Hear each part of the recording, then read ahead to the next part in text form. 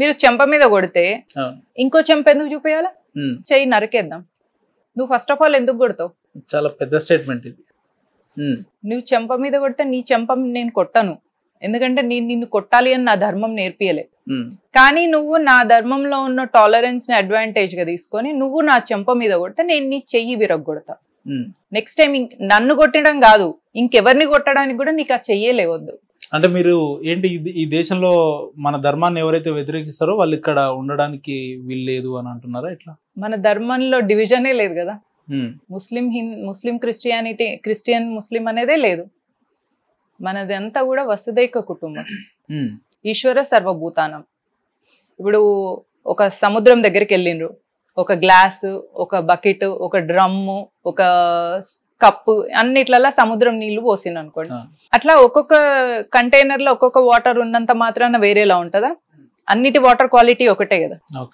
Test చేస్తేనైతే అన్ని ఒకేలా ఉంటాయి కదా. ఇన్ ద సేమ్ వే ముస్లిం అయినా, క్రిస్టియన్ అయినా, హిందూ అయినా కూడా ఆ పరమాత్మ అంశం మనము అనేది మన సంస్కృతి నేర్పిస్తుంది. కానీ మీరు ఇట్లా యూనివర్సల్ గా చెప్తున్నారు కదా, మీ మతం ఉంది కదా, అల్లాని నమ్ముకోండి, జీసస్ ని నమ్ముకోండి అని చెప్తే ఓకే. కానీ అల్లాని నమ్ముకున్న వెంటనే రాముడు సాతానని, రామాలయాలన్నిటిని కూల్చేయాలని, అసలు రామాయణమే జరగలేదు ఇట్లా అన్నా అనుకో, దానికి రియాక్షన్ అంటే వాళ్ళు ఏమంటారంటే ఖురాన్ లో దేవుడు ఒక్కడే అని చెప్తుంది, బైబిల్లో కూడా ఒక్కడే దేవుడు అని చెప్తుంది. కానీ వెన్ ఇట్ కమ్స్ టు హిందువులకు వేలాది దేవుళ్ళు, లక్షలాది దేవుళ్ళు ఎందుకు ఉన్నట్టు అనేది ఒకటి చెప్తారు వాళ్ళు. మరి దీనికి ఏం చెప్తాం మనం? ఇందాకే చెప్పినా కదండి, సముద్రంలో ఉన్న వాటర్ ఆ గ్లాస్ లో ఉన్న వాటర్ క్వాలిటీస్ ఎట్లయితే సేమ్ ఉంటాయో రియలైజ్ అవ్వాలన్నమాట. ఆ గ్లాస్ లో ఉన్న వాటర్, సముద్రంలో ఉన్న వాటర్ నేను ఒకటే అని రియలైజ్ అవ్వడమే అదే హిందుత్వం. అంటే నా లోపల ఉన్న ఆత్మస్వరూపాన్ని నేను రియలైజ్ అయినప్పుడు, ఇది థియరిటికల్ గా చెప్పడం మనకు తెలుసు, కానీ ప్రాక్టికల్ గా మనం రియలైజ్ అయినామంటే మనం ఋషులు మునులం అయిపోతాం. కాబట్టి ఇక్కడ ఏంటంటే మనం రియలైజ్ అవ్వాలి మన డివైన్నెస్ ని. అది ప్రతి హ్యూమన్ బీయింగ్ లో ఉంటది, ముస్లిం అయినా క్రిస్టియన్ అయినా. హిందూ ముస్లిం బాయ్ బాయ్ అనేది ఎప్పుడన్నా విన్నారా మేడం?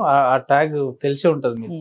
మరి నిన్న మొన్న మీరు ఒక సోషల్ మీడియాలో చూసినాం, ముస్లిం అనేవాడు వాళ్ళు మనకు అన్న కాదు, అసలు వాళ్ళ చెల్లెలకి అన్నలు కాదు, మనకి ఎట్లా అవుతారు వాళ్ళు, ఒక రకంగా మనకు బామ్మర్దులు అవుతారు అని అన్నారు. అట్లా రాజా సింగ్ అన్నారు అన్నట్టు అదే మీనింగ్ వస్తుంది. కాబట్టి హిందూ ముస్లిం బాయ్ బాయ్ అనే ట్యాగ్ లైన్ ని కాస్త తీసేసి మీరు ఎందుకు అలాంటి వ్యాఖ్యలు చేయాల్సి వచ్చింది? ఆ సందర్భం ఏంటి అని అంటే, అసలు మొత్తం వీడియో ఏంటిదంటే, వాడు వాళ్ళ చెల్లెకే అన్నగానప్పుడు మనం అన్న అంటే వాడు మనకు అన్న అవుతాడా? ఇది స్టేట్మెంట్. ఇస్లాం ప్రకారంగా మీరు కజిన్ సిస్టర్స్ ని పెళ్లి చేసుకోవచ్చు, అది ఎవ్రీ ముస్లిం యాక్సెప్ట్ చేస్తాడు. మీరు ఆ వీడియో చూపించండి ఎవరైనా ముస్లింకి, ఇందులో రాంగ్ ఉందా అంటే ఎవరు కూడా రాంగ్ అని అన్నారు. ఎందుకంటే మన సంస్కృతిలో, మన కల్చర్ లో, మన ట్రెడిషన్ లో అన్న భార్య తల్లితో సమానం, వదిన. తమ్ముడి భార్య కూతురుతో సమానం. అంటే మరదలు అని చెప్పేసి భార్య చెల్లెను మరదలు అనుకోవచ్చు, కానీ తమ్ముడి భార్య మరదలు కాదు, కూతురుతో సమానం అవుతుంది. అదే పెళ్ళాం చెల్లె ఉందనుకోండి, ఆమె మరదలు అంటే సాలి ఆది గర్వాలి అని కూడా అంటాం కదా, అది ఆమె సాలి అవుతుంది. తమ్ముడి భార్య సాలి అవ్వదు, కూతురుతో సమానం అవుతుంది. ఇది మన సంస్కృతి. వాళ్ళ దానిలో చూడండి, అన్న చచ్చిపోతే అన్న భార్యని పెళ్లి చేసుకుంటారు, తమ్ముడు చచ్చిపోయినా తమ్ముడు భార్యని చేసుకుంటారు. చేసుకున్నాడు కాదు, జస్ట్ ఇన్ కేసు ఒక 4 అన్నదమ్ములు ఉన్న ఫ్యామిలీ ఉందనుకోండి, తమ్ముడో అన్ననో ఏదైనా యాక్సిడెంటో ఏదైనా చనిపోయిన అనుకోండి, ఆ అమ్మాయి పిల్లల్ని పట్టుకొని తల్లిగారి ఇంటికి రాదు, ఆ ఇంట్లోనే మరిదినో బావనో పెళ్లి చేసుకొని వాళ్ళ ఇంట్లోనే ఉండిపోతారు. ఇది నేను చెప్పింది రాంగ్ అని మీరు ఎక్కడన్నా, ఈ రోజుకి ఆ రకమైన సంస్కృతులు ఉన్నాయా వాళ్ళ దాంట్లో? అంటే చాలా వరకు మీకు చెల్లెలుందా? మీకు చెల్లెలుందా? రాఖీ కట్టించుకుంటారా? ఎందుకు కట్టించుకుంటున్నారు? అది ఎప్పటిదో కదా, పాతది కదా. ఇప్పటికి ఎందుకు రాఖీ కట్టించుకుంటున్నారు అంటే అది మన సంస్కృతి, అది వాళ్ళ సంస్కృతి. ఇప్పటికి కూడా అట్లే ఉన్నారా అంటే అది సంస్కృతి. అదేం అనాగరికం అని మీరు అనుకుంటున్నారు, వాళ్ళు అనుకోవట్లే. ఎందుకు మరి పర్టికులర్ గా ముస్లింలనే టార్గెట్ చేసి ఎందుకు మాట్లాడాల్సి వచ్చింది మౌనిక గారు అని అంటే? ఇక్కడ టార్గెట్ ఏముంది, వాళ్ళ కల్చర్ అట్లుంది అని చెప్పిన.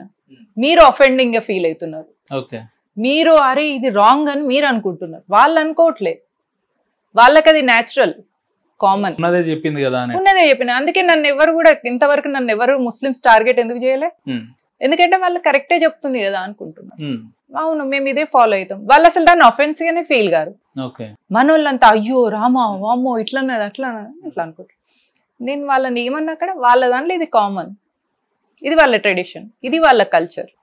తెలుసుకోకుండా వాళ్ళని వేరేలాగా అర్థం చేసుకొని మూర్ఖత్వంలో ఉన్నది ఎవరంటే మనం. ఇప్పుడు ఒక హిందూ అమ్మాయింది ఒక ముస్లిం అబ్బాయితో ఎవరితోనో ఫ్రెండ్షిప్ చేసి రాఖీ గడు. నీ రాఖీ నీ దృష్టిలో అన్నతో సమానం మీ ఇంట్లో, వాళ్ళ దృష్టిలో చెల్లి అనేది లేదు కదా. ఏ ఆడవాళ్ళైనా కూడా ఒక తల్లికి పుట్టిన పిల్లలు తప్ప, అంటే ఒక తల్లి పాలు దాగిన పిల్లలు తప్ప ఏ ఆడవాళ్ళనైనా కూడా పెళ్లి చేసుకోవచ్చు. అది వాళ్ళ ట్రెడిషన్, అది ఆ ఫారెన్ కల్చర్, ఆ ఇస్లామిక్ కల్చర్. దాన్ని మీరు రాంగ్ అని ఎందుకు అనుకుంటారు? అసలు ఫస్ట్ ఆఫ్ ఆల్ రాంగ్ అని ఎందుకు అనుకుంటున్నారు మీరు? అది వాళ్ళ ట్రెడిషన్. ఇప్పుడు ముస్లిం బుర్కా వేసుకున్నది ఒక అమ్మాయి, మీరు రాంగ్ అనుకుంటారా? వాళ్ళ ట్రెడిషన్ అంతే, ఇది కూడా అంతే. ఏ అమ్మాయినైనా వాళ్ళ అన్న, అందుకే వాళ్ళు భయ్యా కబ్ సయ్యా బన్ గయా పతా హీ నహీ చలా. సయ్యా అంటే భర్త, భయ్యా అంటే అన్న. అన్న ఎప్పుడు భర్త అయిందో తెలియదు, అంటే చిన్నప్పటి నుంచి భయ్యా భయ్యా అనుకుంటూ ఆడుకుంటారు. పెద్ద అయినాక సయ్యా అవుతాడు అంటే భర్త అవుతాడు. వాళ్ళకి అది ఓకే ఇది ఓకే.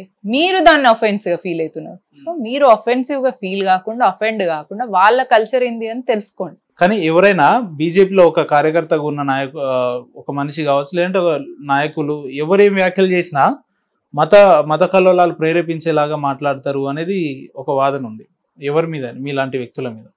సో దానికి ఏం చెప్తారు అని అంటే, మీరు ఫస్ట్ ఆఫ్ ఆల్ ఓపెన్ లేరు అని నేను అంటాం.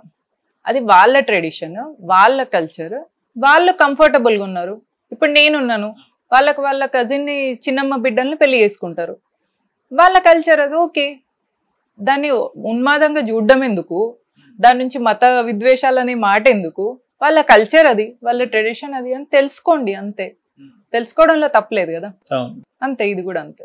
అంటే వాళ్ళ కల్చర్ని మనం బోధించడం కంటే మన కల్చర్ని మనం చెప్పుకుంటే బాగుంటుంది కదా. మన హిందువులకు మనలో ఉన్న వేదాలు, లేదంటే చరిత్రలు, పురాణాలు, ఇతిహాసాలు ఇవి చెప్పుకుంటే సరిపోతుంది కదా. ఇతర మతాల గురించి మనకు ఎందుకు అనేది ఒక ప్రశ్న వస్తే, మొన్న పహల్గాంలో రోప్ నుంచి కిందికి వెళ్ళిపోయేటప్పుడు ఆ రోప్ నుంచి పంపించే వ్యక్తి ఏమని అన్నాడు అండి, గుర్తుందా?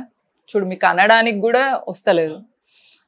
వాళ్ళు అట్లా అనుకుంటే వెళ్ళేసి వాళ్ళు ఇప్పుడు ఓపెన్ గా ముస్లిమా హిందువా ప్యాంట్ ఇప్పి చూసి కన్ఫర్మ్ చేసుకొని అవుట్ రైడ్ గా షూట్ చేస్తుంటే నీకు యాక్సెప్ట్ చేసే దమ్ము లేకుండా ఉన్నది.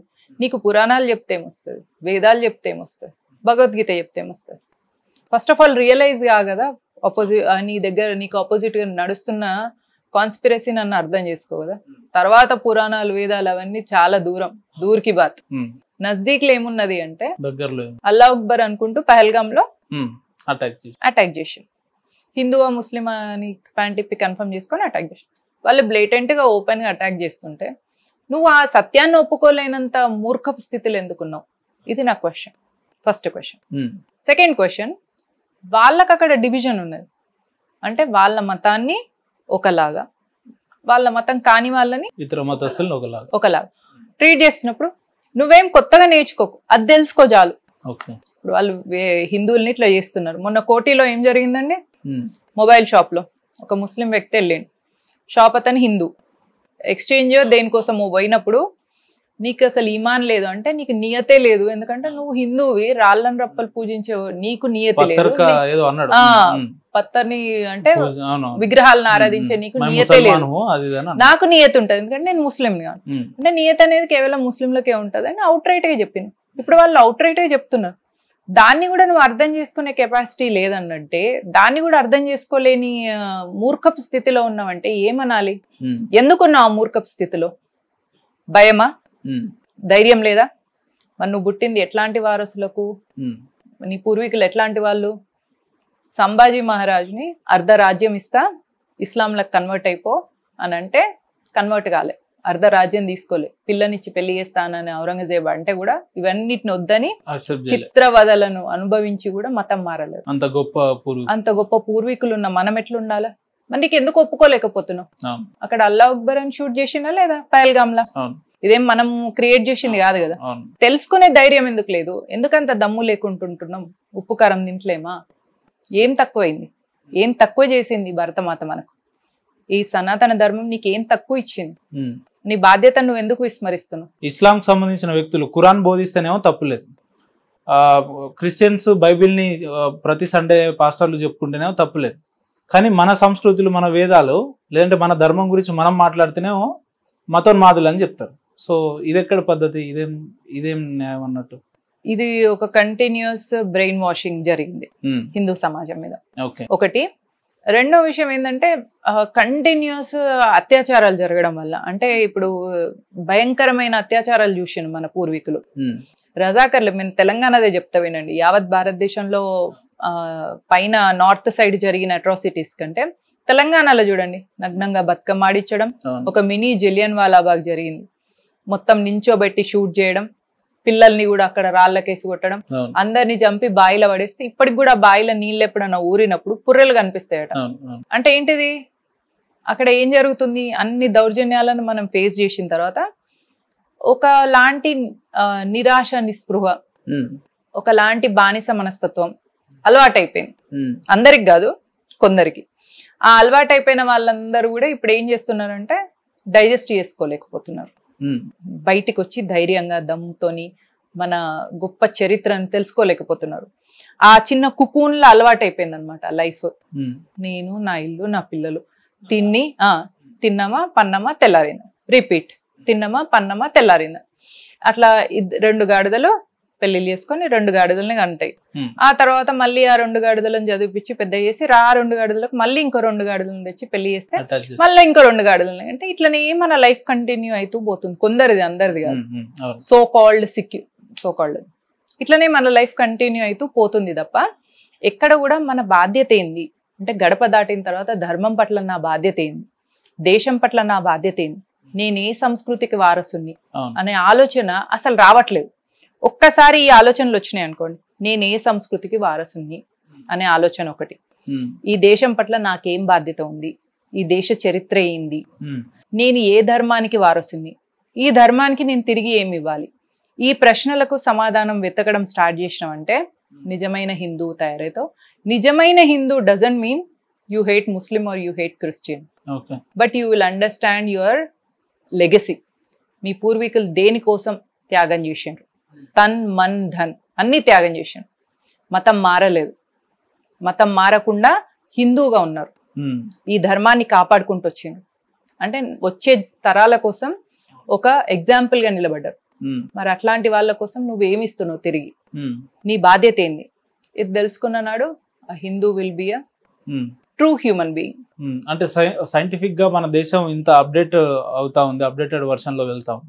సో ఈ టర్మ్ లో అంటే ఇంత యంగ్ జనరేషన్ లో కూడా ఇంకా మన పూర్వీకులు ఈ సంస్కృతి సాంప్రదాయాలు గ్రామీణ స్థాయిలో లేదంటే మనలాంటి వ్యక్తులలో ఇంకా ఉందంటారా? గ్రామీణ స్థాయిలో అయితే ఇలాంటి పరిస్థితులు ఉన్నాయి, ఇంకా మన ధర్మాన్ని మనం రక్షించుకునేది అలాంటి పద్ధతులు, అలాంటి సంస్కృతులు ఉన్నాయి ఇంకా మన డిఎన్ఏలోనే ఉంది.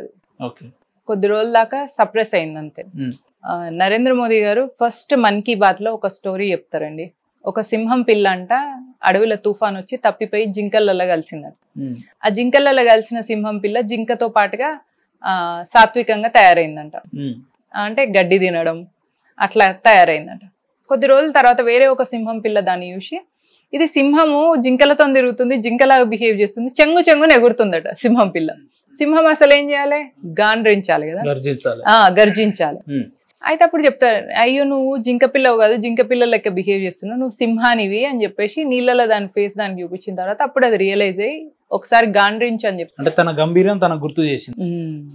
అట్లా ప్రతి హిందూకి తన లోపల ఉన్న గాంభీర్యాన్ని గుర్తు చేస్తే హిందూ సహజంగా సింహం అయిపోతాడు. అండ్ హిందూ ఒకసారి సింహం అయినంత మాత్రాన ఈ గుంట నక్కల్లాగా ఉన్న అబ్దుల్లాలని కానీ జాన్సన్ల కానీ ఇట్లా ఈజీగా వేటాడేస్తారు. సో పెద్ద విషయం కాదు. ఎందుకంటే భరతమాత అంటారు, భరతమాతకి ఎంతమంది మొగుళ్ళు అని ఒక క్రిస్టియన్ పాస్టర్ అడుగుతాడు. నేను అదే చెప్దాం అనుకున్నా. ఒక అబ్దుల్లా గాడు అంటాడు, భారత్ మాతకి జోసెఫ్ మీడియా వాడిని ఎందుకు మన పేరు తీయకండి, తీసి వానికి ఇప్పుడు మనం హైప్ ఇవ్వడం ఎందుకు, అందుకే నేను క్రిస్టియన్ పాస్టర్ అని.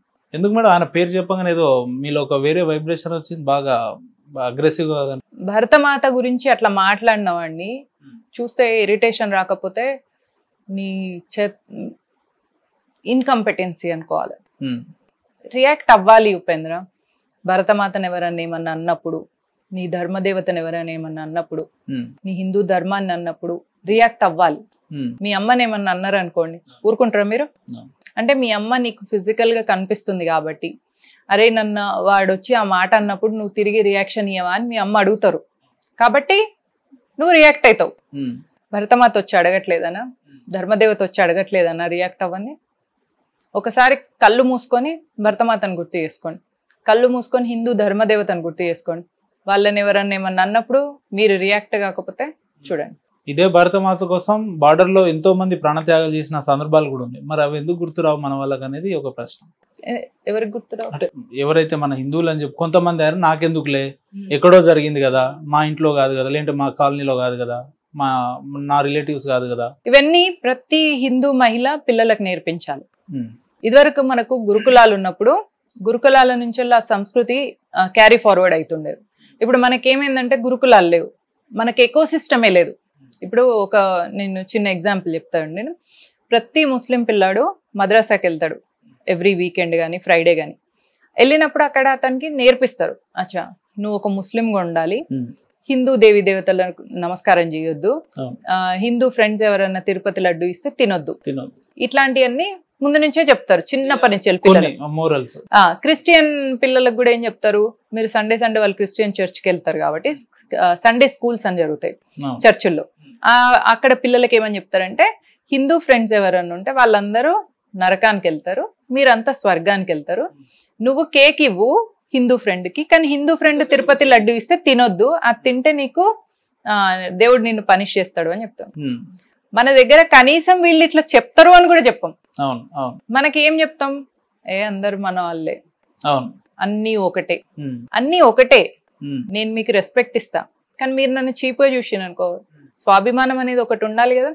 మీరు ఒక చెంప మీద కొడితే మీ చెయ్యి నరకాల, ఎందుకు నరకాలే, రేపు మీరు ఆ చేయితో ఇంకెవరిని కొట్టకుండా